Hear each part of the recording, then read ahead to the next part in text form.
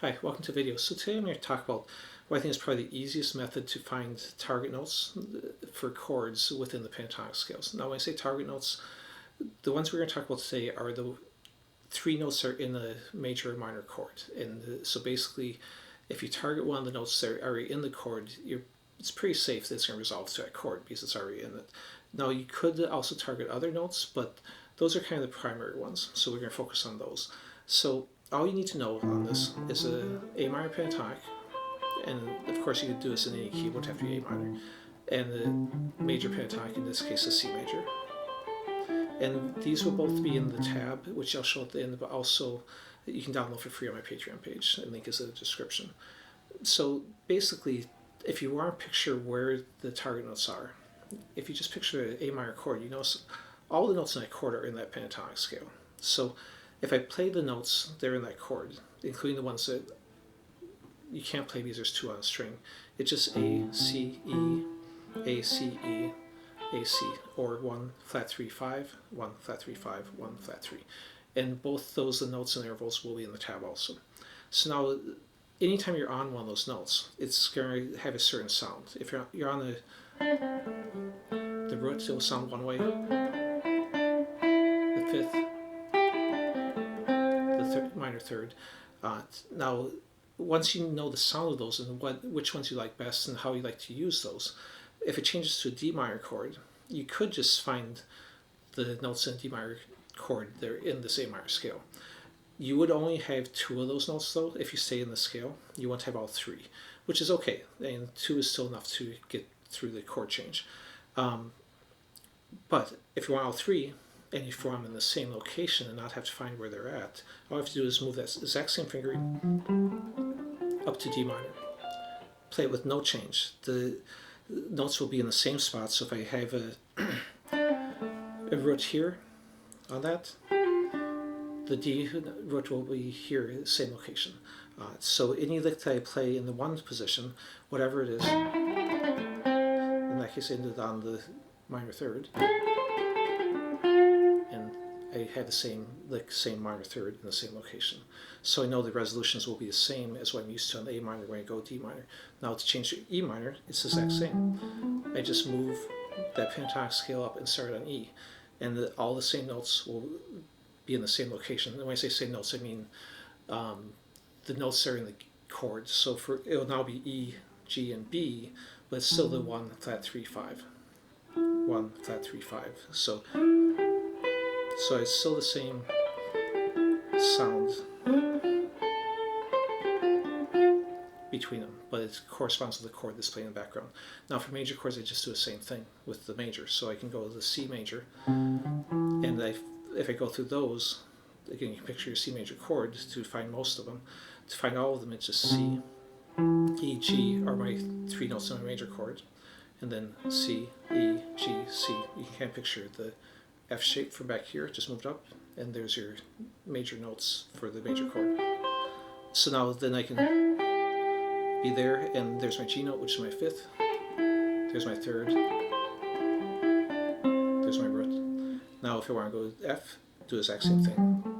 Plug in the exact same shape, and you're going to still have the same notes as far as, again, it's different notes, but the relationship to the chord will be the same. So I should see the same intervals in relation to the chord. I just wanted this to be confusing for you. So then when I move to a G, you can play the exact same shape and same thing. The licks will work in that position, now over a G chord. So, and those are the 6 main chords in a key. You've got 3 majors and 3 minors in every key, and 1 minor flat 5. In the key of C, and this will be written on tab 2, it's A, D, and E minor, and C, F, and G major. And if you're not sure how I'll figure that out, I'll put a link up in the corner for both intervals and how to find chords in keys, so you can look at both those if you're interested. But let's go ahead and go further. So the minor flat 5, I'll talk about briefly. So a flat 5 is just this interval that if you play a blues scale, that blues note is a flat 5. And as you can hear, that creates tension. So when you do a minor flat 5 chord, it's going to create tension also. And the main focus or purpose of that is usually to create tension to then resolve. in the same way, if I'm playing the blues scale, I'm usually not going to play and sit on that note. Instead, I'm going to play and move through the note to create a little bit of tension and then resolve on the next note.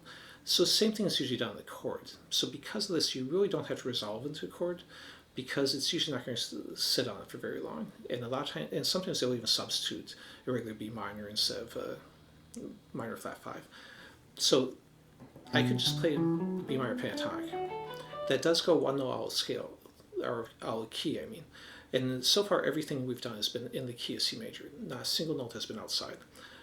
This will add this note, which is outside key, but again, because it's minor flat 5 chord, it's okay to create tension over it. So if I go outside key, that's fine. Or if I play even any of my other fingerings, I don't have to really focus on resolving that chord. I can purposely create extra tension than resolve when the chord resolves.